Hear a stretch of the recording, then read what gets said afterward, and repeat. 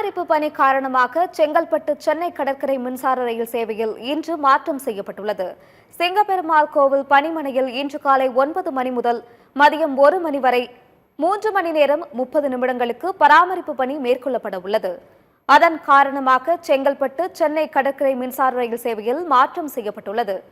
அதன்படி செங்கல்பட்டில் இருந்து காலை 10:40, 11, 11:30, மதியம் 12, 1:10 மணி ஆகிய நேரங்களில் புறப்பட்டு சென்னை கடற்கரை வரும் மின்சார ரயில்கள் ரத்து செய்யப்படுகிறது.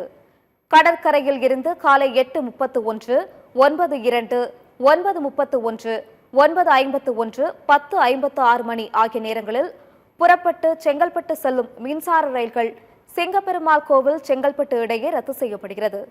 அதேபோல் காஞ்சிபுரத்தில் இருந்து காலை 9:30 மணிக்கு புறப்பட்டு சென்னை கடற்கரை வரும் மின்சார ரயில் செங்கல்பட்டு கடற்கரை இடையே ரத்து செய்யப்படுகிறது. காட்டாங்குளத்தூர் கும்மிடிப்பூண்டி இடையேயும் காட்டாங்குளத்தூர் சென்னை கடற்கரை செங்கல்பட்டு சென்னை கடற்கரை இடையேயும் சிறப்பு ரயில்கள் இயக்கப்படும் என தெரிவிக்கப்பட்டுள்ளது.